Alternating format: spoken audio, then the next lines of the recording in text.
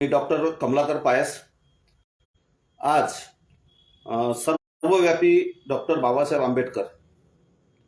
खरं म्हणजे हे शतक हे आंबेडकरी शतक आहे आणि या आंबेडकरी शतकामध्ये आपण जेव्हा डॉक्टर बाबासाहेब आंबेडकरांच्या एकंदरीतच व्यक्तित्व आणि कार्याकडे बघतो तेव्हा डॉक्टर बाबासाहेब आंबेडकर यांची सर्वव्यापकता आणि सर्वस्पर्शिता आपल्याला दिसून येते. बऱ्याचदा आपण बघतोय की डॉक्टर बाबासाहेब आंबेडकरांना ज्या उपाध्या आणि जे संबोधनं आपण देत असतो ती संबोधनं ही थोडीशी संकुचित करणारी, त्यांना मर्यादित करणारी अशी असतात. अर्थात तो अज्ञानाचा भाग असेल किंवा इतर लोकांनी हेतुपुरस्सरपणे त्या संज्ञा वापरलेल्या आपल्याला दिसून येतात. म्हणजे हिंदी बेल्टमध्ये आपण गेलो तर दलितो के मसीहा किंवा मराठीमध्ये आपण म्हटलं की दलितांचे कैवारी, या पद्धतीनं डॉक्टर बाबासाहेब आंबेडकरांना सीमित करण्याचा भाग झालेला आपल्याला दिसून येतो. परंतु या 5-10 वर्षामध्ये जे संशोधन झालं आणि या संशोधनाच्या अंती एक मोहीम राबवल्या गेली की डॉक्टर बाबासाहेब आंबेडकर हे फक्त दलितांचे कैवारी नाहीत, दलितो के मसीहा नाहीत, तर डॉक्टर बाबासाहेब आंबेडकर हे सर्वव्यापी आहे आणि सर्वस्पर्शी आहे.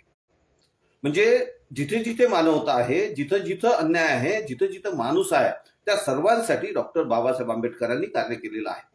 आपण त्यांना जेव्हा संबोधन भारतरत्न लावतो तेव्हाही भारत देशाच्या सीमा आपण आखून दिलेल्या असतात आणि त्यांचं व्यक्तित्व आपण मर्यादित करण्याचा प्रयत्न करत असतो, त्यांचं कार्य आपण मर्यादित करण्याचा प्रयत्न करीत असतो.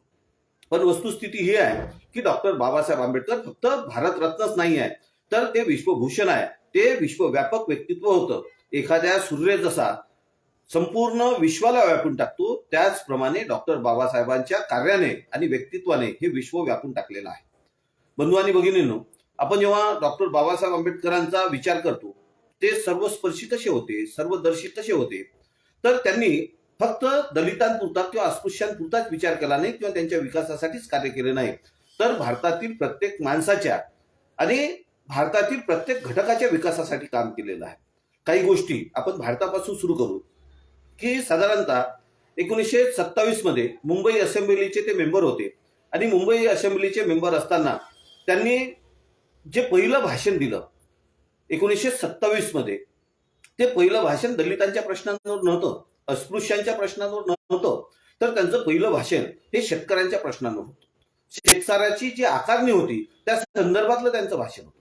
म्हणजे आपण जेव्हा दलितांचे कैवारी त्यांना म्हणतो, अस्पृश्यांचे उद्धारक जेव्हा म्हणतो, तेव्हा आपण ही गोष्ट पण लक्षात घेतली पाहिजे की डॉक्टर बाबासाहेब आंबेडकरांनी स्वतःला सीमित केलं नव्हतं. जिथं जिथं अन्याय आहे त्या त्या ठिकाणी मी जाईल आणि मग शेतकऱ्यांचा जेव्हा विचार करतो तेव्हा पहिलं भाषण त्यांनी शेतकऱ्यांच्या प्रश्नावर, त्यांच्या जो शेतसारा आकारला जात होता त्या प्रश्नाच्या संदर्भात त्यांनी केलेला आपल्याला दिसून येते. म्हणजे साधारणतः 24 फेब्रुवारी 1924 रोजी त्यांनी मुंबई असेंब्लीमध्ये जे भाषण केलं ते शेतकऱ्यांच्या प्रश्नांवरचं होतं. पुढे आपण पाहतोय की डॉक्टर बाबासाहेब आंबेडकरांनी सार्वजनिक जीवनामध्ये आणि कार्यामध्ये जेव्हा सुरुवात केली तेव्हा त्यांचे जे सहकारी होते ते फक्त अस्पृश्य नव्हते, सर्व समावेश कसे होते. ते डाव्या विचाराचे लोक होते, ते कामकरी होते, शेतकरी होते आणि सर्व जाती धर्माचे लोक होते. आपण जगाच्या इतिहासातील एक जो संप झालेला आहे शेतकऱ्यांचा संप, जो चेरीचा सत्याग्रह म्हणून प्रसिद्ध आहे, जो चरीचा सत्याग्रह झाला तो शेतकऱ्यांनी केलेला संप होता. 1933 ते 1939 असा जो संप झाला 7 वर्षाचा, त्या संपामध्ये बाबासाहेब आंबेडकरांची भूमिका अतिशय महत्वाची होती आणि जे कोकणामध्ये ज्या लोकांनी हा संप केला त्या साऱ्यांना मार्गदर्शन हे डॉक्टर बाबासाहेब आंबेडकरांचं होतं नव्हे. त्यामध्ये बाबासाहेब आंबेडकर सक्रियपणे सहभागी झाले आणि त्यांच्या व्यथावेदना जगापुढे मांडण्याचं काम त्यांनी केलेलं आपल्याला दिसून येते. जेव्हा शेतकऱ्यांचाच विषय निघाला तर खोती पद्धती ही फार भयंकर शोषणाची एक व्यवस्था होती. म्हणजे शेतकरी खोताकडून शेती घ्यायचा आणि त्याला जो शेतसारा द्यावा लागायचा खोती पद्धतीमध्ये शेतकऱ्याचं प्रचंड शोषण होतं आणि मरण यातना त्यांना भोगावं लागत होते.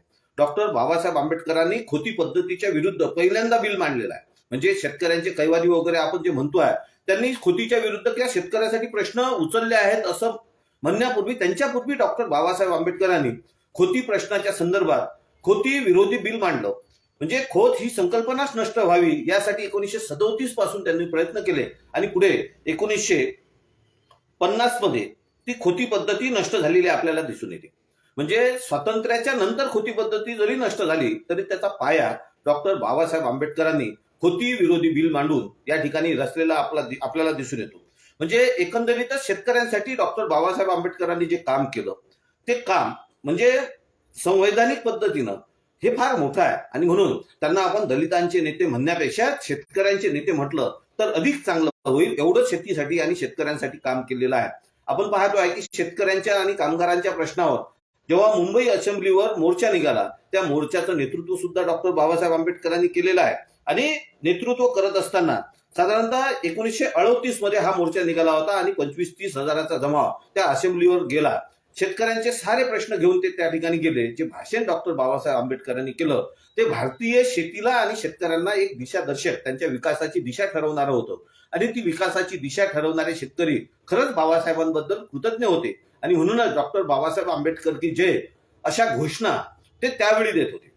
म्हणजे एकंदरीत त्यावेळीची सामाजिक परिस्थिती आपण जर लक्षात घेतली तर अस्पृश्यांकडे बघण्याचा जो दृष्टिकोन होता तो वेगळा होता. तो एका न्यूनगंडाचा होता, एका कमीपणाने न बघण्याचा होता. अस्पृश्यांकडे बघणाऱ्या व्यक्तींनी ज्या दृष्टिकोनातून बघायला पाहिजे त्या दृष्टिकोनातून बाबासाहेबांकडे ते बघत नव्हते. म्हणजे अस्पृश्यांना कमी लेखणारा जो दृष्टिकोन होता तो बाबासाहेबांना नेतृत्व प्रदान करणारा ठरलेला आहे. म्हणजे त्या काळचे जे सवर्ण होते त्या सवर्ण लोकांनी शेतकऱ्यांनी बाबासाहेबांना आपला नेता मानलं होतं. ही गोष्ट आपण लक्षात घेतली पाहिजे.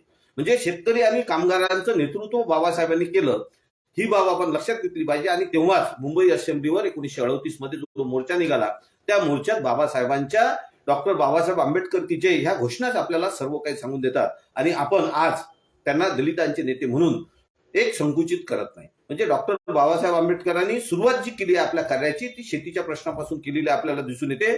जेव्हा राजकीय कारकीर्द किंवा संविधानिक अधिकार त्यांना प्राप्त झाले.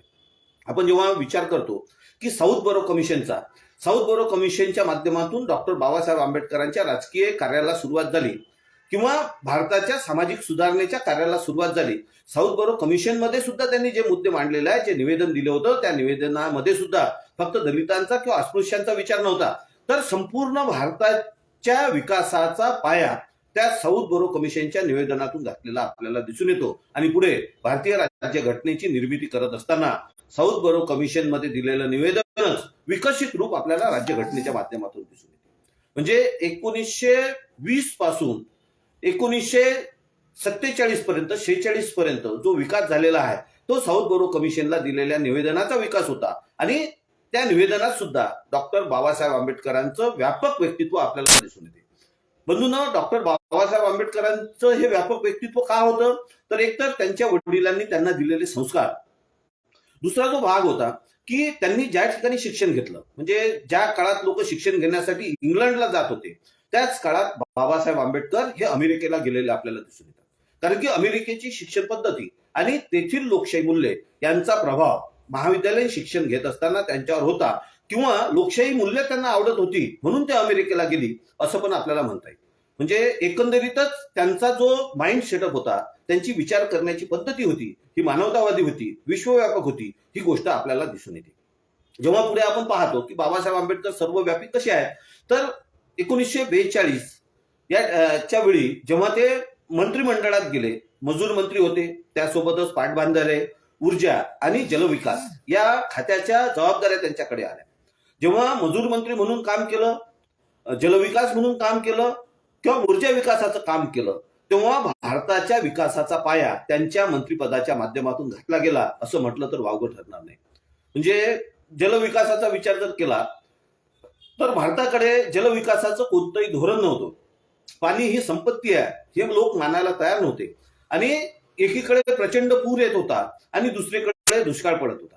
अशा वेळी डॉक्टर बाबासाहेब आंबेडकरांनी पुराच्या माध्यमातून जी काही जीवितहानी होत होती, संपत्तीची हानी होत होती, त्या जीवितहानीला, संपत्तीच्या हानीला पायबंद घालावा आणि नद्यांचा वापर, भारत कृषीप्रधान देश आहे, पाण्याचा संग्रह करून साठा करून शेतीच्या विकासासाठी करावा याचा आराखडा त्यांनी तयार केला.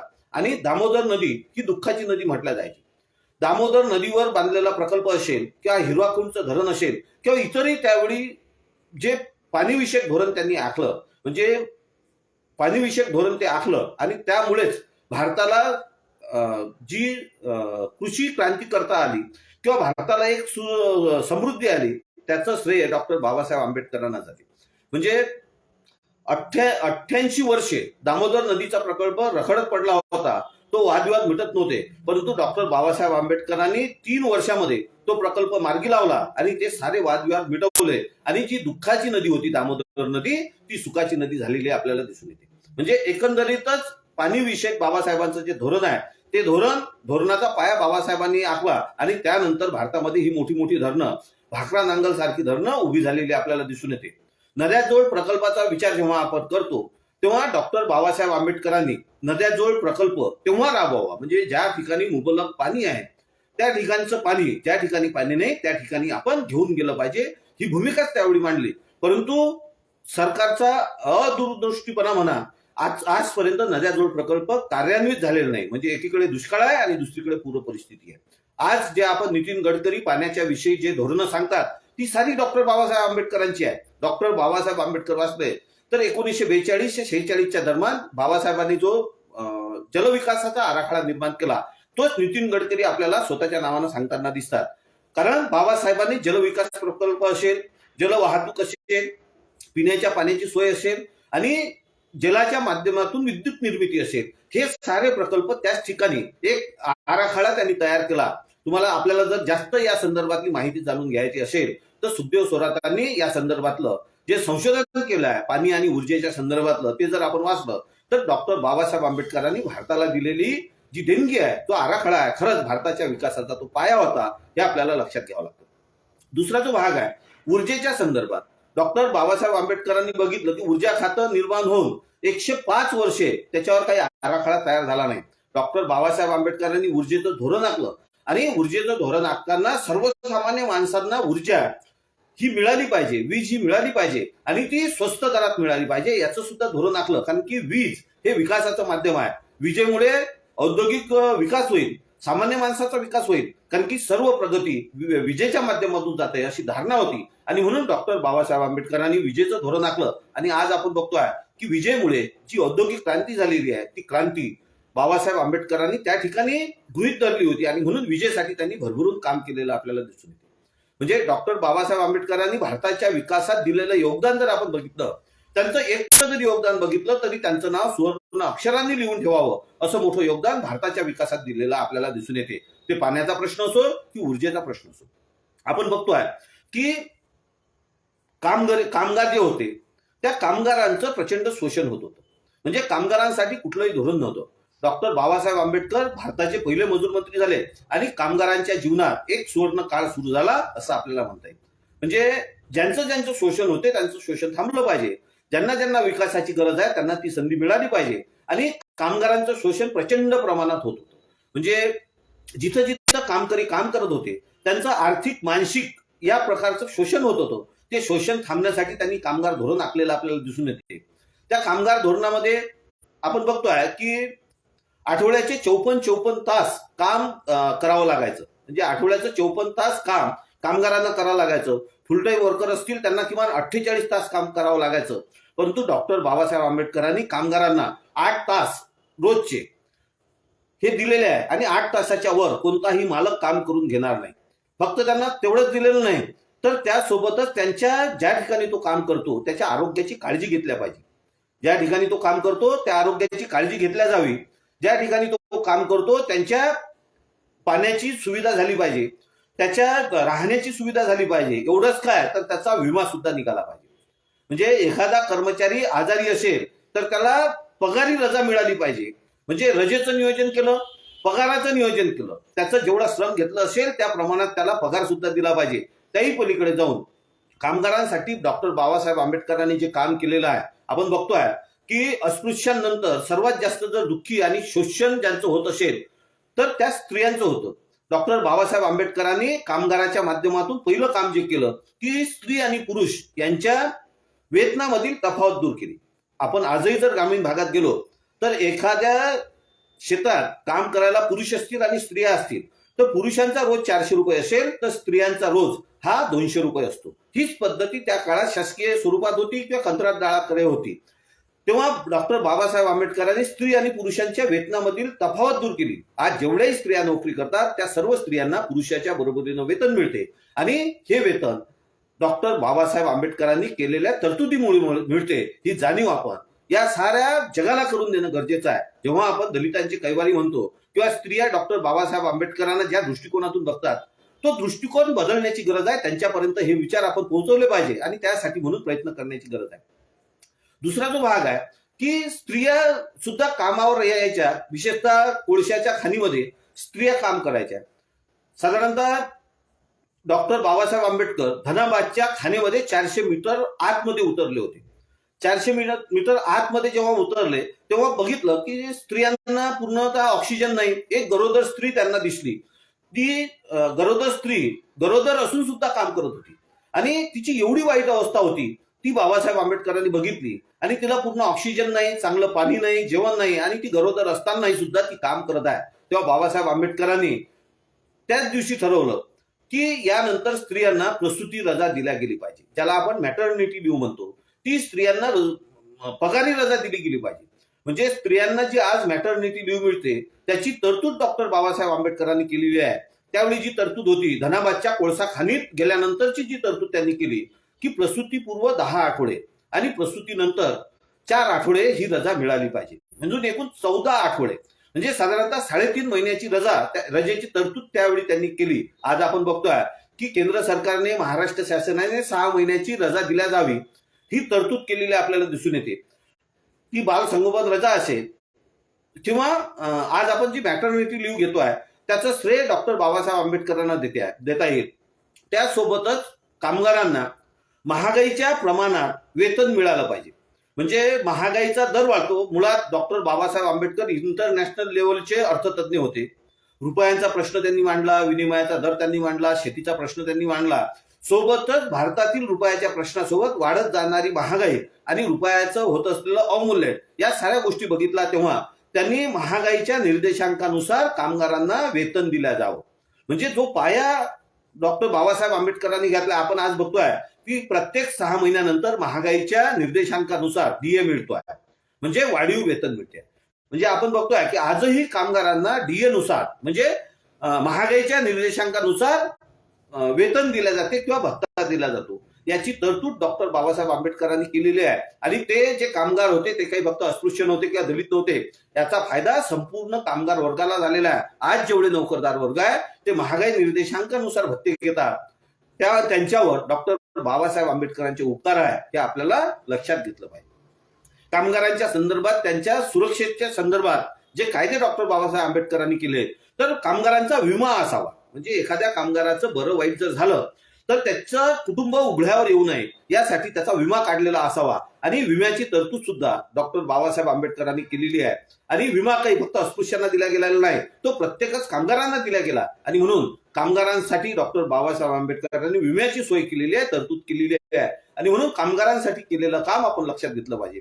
पुढे कामगारांची मुलं शिकत नव्हती, त्यांच्यासाठी शिक्षणाची सोय झाली पाहिजे.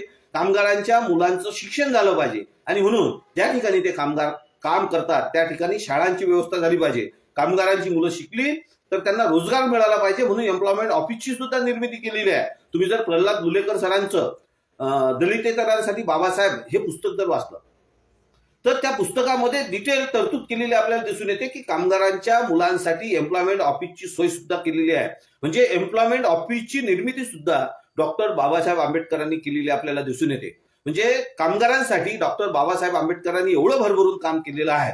त्या साऱ्या तरतुदीच्या आज कामगार सुखानं जगतायत, त्या साऱ्यांचा पाया डॉक्टर बाबासाहेब आंबेडकरांनी घातला हे आपण लक्षात घेतलं पाहिजे. जे एम्प्लॉयमेंट ऑफिसच्या माध्यमातून आतापर्यंत लोकांना रोजगार मिळत होता तो रोजगार देण्याचं कार्य सुद्धा डॉक्टर बाबासाहेब आंबेडकरांच्या संकल्पनेतून त्यांनी घातलेल्या पायाच्या माध्यमातून झालेलं आपल्याला दिसून येते.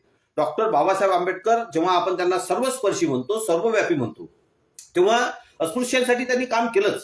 त्यांनी कामगारांसाठीही काम केलं, त्यांनी पाण्यासाठी काम केलं, ऊर्जेसाठी काम केलं, त्यांनी स्त्रियांसाठी सुद्धा काम केलेलं आपल्याला दिसून येते. म्हणजे भारतातील आदी आबादी ज्याला म्हणतो की भारताच्या किंवा जगाची अर्धी लोकसंख्या ज्या स्त्रिया आहेत त्या स्त्रियांना पुरुष प्रधान संस्कृतीने किंवा पितृसत्ताक कुटुंब पद्धतीने किंवा पितृसत्तेने एकदम गुलामापेक्षा हीन वागणूक दिलेली आपल्याला दिसून येते. म्हणजे स्त्रियांची अवस्था ही फार भयंकर आहे आणि त्यातल्या त्यात अस्पृश्य स्त्रियांचं दुहेरी शोषण होताना आपल्याला दिसत होतं.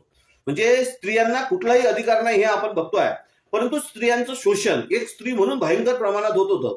त्यांनी कामगार स्त्रियांसाठी समान काम समान वेतन ही तरतूद केली, त्यांना प्रसूतीसाठी रजा दिली आणि त्यांना एक माणूस म्हणून दर्जा दिला. त्यासोबतच भारतातील सर्व स्त्रियांना एक अस्मितेनं जगता यावं, मानानं जगता यावं, त्यासाठी म्हणून त्यांच्यासाठी हिंदू कोड बिल आणलेलं आपल्याला दिसून येईल. त्या हिंदू कोड बिलामध्ये काय होतं, तर स्त्रियांना माणूस म्हणून जगण्याचा अधिकार होता, त्यांच्या मानवतेची हक्क होती आणि त्यासाठी म्हणून त्यांनी संसदेमध्ये हिंदू कोड बिल मांडलं. त्याचं नाव जरी हिंदू कोड बिल होतं तरीही हिंदू संहितेनुसारच त्यांना ते हक्क मिळावे, पण माणूस म्हणून त्यांना काय होतं, घटस्फोटाचा अधिकार होता, पोटगी मागण्याचा अधिकार होता, मूल दत्तक घेण्याचा अधिकार होता. हे सारे जे आजच्या काळात जे अधिकार 70-80 वर्षांनंतर मिळाले ते 1947 मध्ये स्त्रियांना मिळावे यासाठी म्हणून त्यांनी हिंदू कोड बिल हा कायदा आणलेला आपल्याला दिसून येतो आणि तो कायदा पास होत नाही आणि म्हणून त्यांनी राजीनामा दिलेला दिसून येतो. म्हणजे स्त्रियांना त्यांचे हक्क मिळावे, स्त्रियांना बरोबरीचे हक्क मिळावे. म्हणजे एक तरतूद तर त्यांनी स्त्रियांसाठी केली होती की मतदानाचा अधिकार स्त्री आणि पुरुषांना सर्वांना समान दिला होता राज्यघटनेमध्ये, परंतु स्त्रियांना संपूर्ण हक्क मिळावे म्हणजे वडिलांच्या संपत्तीमध्ये सारखा हिस्सा असावा, घटस्फोट घेण्याचा अधिकार असावा, त्यांना पोटगी मिळण्याचा अधिकार असावा, त्यांना मूल दत्तक घेण्याचा अधिकार असावा, हे जे मानवी हक्क आहे त्यांना मिळावे याच्यासाठी त्यांनी हिंदू कोड बिल सादर केलं.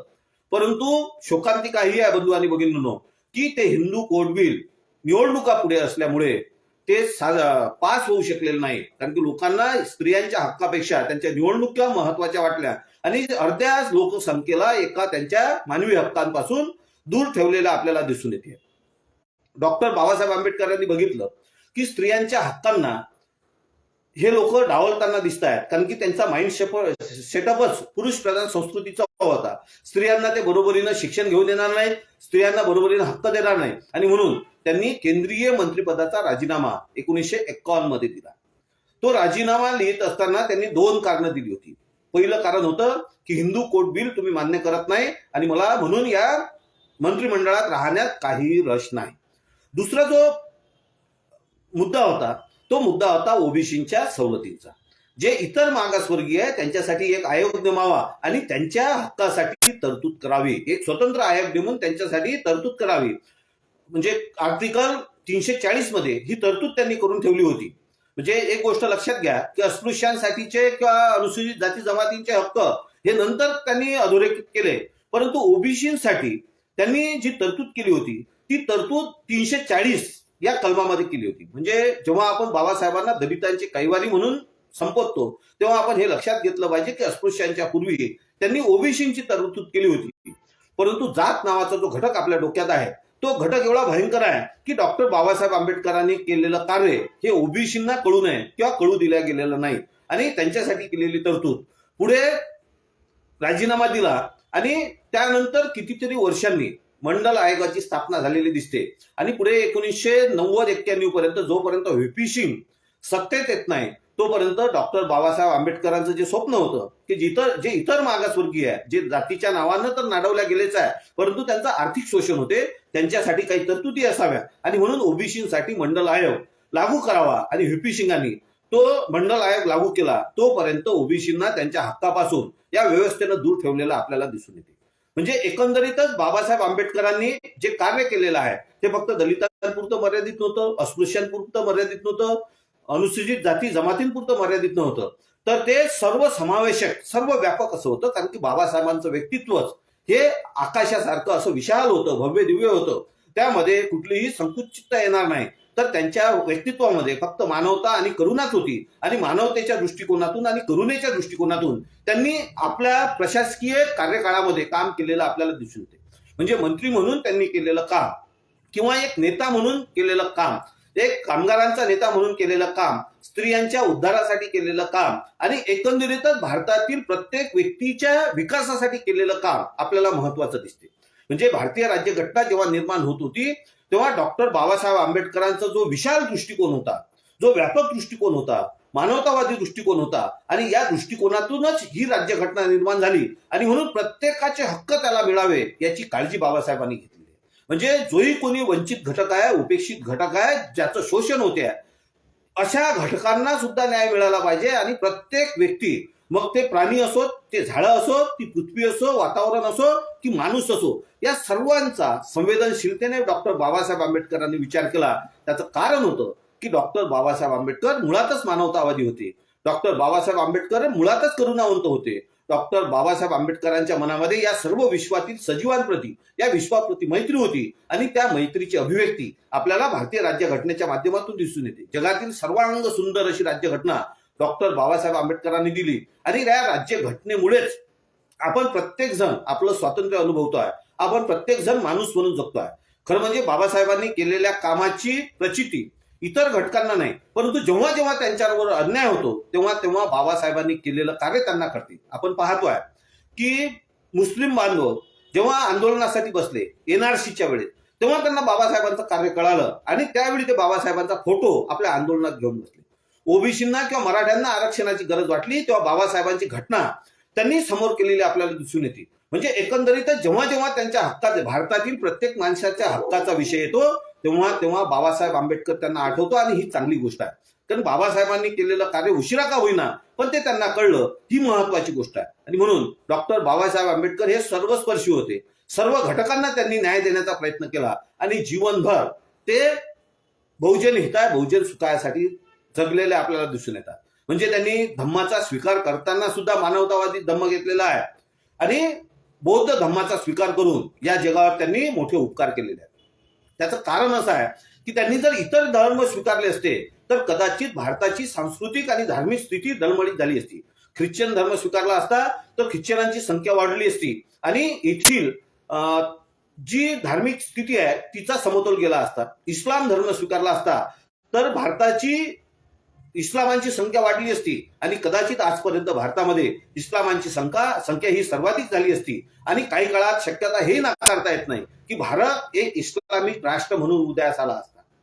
म्हणजे आज जे लोक गर्व से कहो हम हिंदू आहे असं म्हणतात, परंतु डॉक्टर बाबासाहेब आंबेडकरांचा एक निर्णय या त्यांच्या गर्वाला आणि एकंदरीत धार्मिक अस्तित्वाला धोका निर्माण करणारा ठरलेला असता. म्हणून डॉक्टर बाबासाहेब आंबेडकरांनी हिंदूंचा सुद्धा विचार केला. डॉक्टर बाबासाहेब आंबेडकरांनी धार्मिक समतोल बिघडणार नाही याची काळजी घेतली आणि ही काळजी घेत असताना त्यांनी सर्वांचा विचार करून मानवतावादी धम्म स्वीकारला. आणि आज आपण बघतोय की बौद्ध धम्माकडे लोकांचा कल वाढताना दिसतोय. संपूर्ण जगामध्ये बौद्ध धम्माचा बोलबाला आहे आणि भारतामध्ये सुद्धा अनेक लोक बौद्ध धम्माकडे झुकलेले आपल्याला दिसत आहेत. म्हणजे अनेक मोठ्या लोकांचा पण आपल्याला उल्लेख करता येईल की चलो बुद्ध की ओर म्हणून 2006 मध्ये 2016 मध्ये ज्या चळवळी राबवल्या गेल्या, आज आपण पाहतोय की युपी मध्ये बौद्ध धम्म स्वीकारणाऱ्यांची संख्या खूप मोठ्या प्रमाणात झालेली आहे. आपण साऊथ मध्ये बघतोय कमल हसनच्या मुलीनं बौद्ध धम्म स्वीकारलेला दिसतोय. आपण प्रियंका गांधी आणि राहुल गांधी ही सुद्धा बुद्धिझमची प्रॅक्टिस करतात, ही चर्चा आहे आणि त्या पद्धतीनं ते वागताना दिसत आहेत. म्हणजे बौद्ध धम्माकडे लोकांचा कल वाढतोय. बाबासाहेबांना फॉलो करणारे लोक तर बुद्धिझमकडे जातातच, परंतु ज्यांना ज्यांना मानवता प्रिय आहे, ज्यांना ज्यांना समता प्रिय आहे, ज्यांना ज्यांना एक मैत्री प्रिय आहे, ज्यांना ज्यांना माणूस म्हणून जगायचा आहे, त्या साऱ्यांचा ओढा बाबासाहेबांच्या पावलावर पाऊल ठेवून जाताना आपल्याला दिसतोय. आणि म्हणूनच बाबासाहेबांनी संपूर्ण भारताच्या एकंदरीत सांस्कृतिकतेचा आणि धार्मिकतेचा विचार केला आणि बौद्ध धम्म स्वीकारून एक आपल्याला पायवाट घालून दिली की तुम्हाला जर सुखानं जगायचं असेल, मानवतेनं जगायचं असेल, माणूस म्हणून जगायचं असेल तर तुम्हाला बौद्ध धम्माकडे जाता येईल. शेवटी जाता जाता एक मुद्दा सांगतो की डॉक्टर बाबासाहेब आंबेडकरांचं व्यक्तित्व मी सुरुवातीला सांगितलं की ते विश्वव्यापक आहे आणि मग हे विश्वव्यापक व्यक्तित्व हे भारतापुरतं सीमित राहणार नाही. आज जग बाबासाहेब आंबेडकरांकडे एक विचारवंत म्हणून, एक मानवतावादी म्हणून, एक एक्स्ट्रा टॅलेंटेड पर्सन म्हणून, एक स्कॉलर म्हणून बाबासाहेब आंबेडकरांना एक वेगळ्या नजरेनं बघते आणि त्यांची स्वीकार्यता वाढलेली आपल्याला दिसून येते. म्हणजे युनोमध्ये सुद्धा बाबासाहेबांवर जेव्हा भाषण झालं त्या भाषणामध्ये जो सूर होता की बाबासाहेबांचं व्यक्तित्व कसं होतं तर येशू ख्रिस्तांसारखं होतं, बाबासाहेबांचं व्यक्तित्व कसं होतं तर लिंकन सारखं होतं, बाबासाहेबांचं व्यक्तित्व कसं होतं तर एकंदरीत जगातील जे मानवतावादी होते त्यांच्यामध्ये सर्वांमध्ये उठून दिसणारं असं व्यक्तित्व होतं. म्हणजे येशू ख्रिस्तांसोबत लिंकन सोबत बाबासाहेबांची तुलना झाली आणि युनोमध्ये बाबासाहेबांचा पुतळा स्थापित करण्यात आला. म्हणजे 1991 मध्ये पहिल्यांदा बाबासाहेबांचा पुतळा राष्ट्रीय पातळीवर गेलेला आपल्याला दिसून येतो. म्हणजे साधारणतः कोलंबिया विद्यापीठामध्ये पहिल्यांदा बाबासाहेबांचा पुतळा लावला गेला आणि आज 18 देशांमध्ये बाबासाहेबांचे पुतळे लावले जातात. बंधूंनो, कोलंबिया विद्यापीठात बाबासाहेबांचा पुतळा हा फक्त पूजा करण्यासाठी लावला नाही, तर त्या विचारांना ते फॉलो करतात. बाबासाहेबांच्या विचारांची ती स्वीकार्यता आहे. आणि आज 18 देशांमध्ये, युरोप खंड, अमेरिका खंड असो की आफ्रिका खंड असो, या ठिकाणी बाबासाहेबांचे पुतळे लावले जातात. म्हणजेच काय, तर त्यांच्या विचाराला स्वीकारला जाते. आणि ते विचार कोणते आहेत, तर मानवतावादी विचार आहे. तर बाबासाहेब आंबेडकरांचं जे व्यक्तित्व आहे ते निश्चितच सर्वव्यापी आणि सर्वस्पर्शी आहे.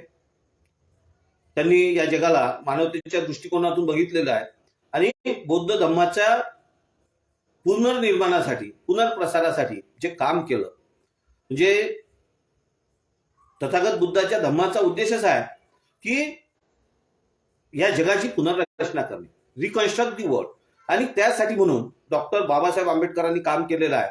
या जगाची पुनर्रचना त्यांना करायची आहे. म्हणजे काय, तर या जगात कुणीही दुःखी राहणार नाही, कुणाचंही शोषण होणार नाही, प्रत्येकाला ज्याचे त्याचे अधिकार त्याला मिळतील, प्रत्येकाचा विकास व्हावा आणि प्रत्येकाला विकासाची संधी मिळावी, हीच भावना डॉक्टर बाबासाहेब आंबेडकरांची होती. आणि याच भावनेतून त्यांनी बौद्ध धम्माचा स्वीकार केला आणि जगाच्या पुनर्रचनेचं काम केलेलं आपल्याला दिसून येते.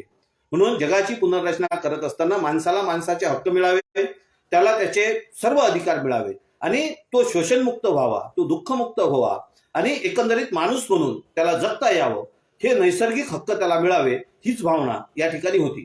आपण मला शांत चित्तानं ऐकून घेतलं त्याबद्दल मी आपले आभार व्यक्त करतो. आणि बहुजन संघटकचे संयोजक जे आहेत ते राहुल खंडारे, त्यांनी मला या ठिकाणी बोलण्याची संधी दिली, त्यांचे सुद्धा आभार या ठिकाणी व्यक्त करतो आणि या ठिकाणी थांबतो. धन्यवाद. जय भीम.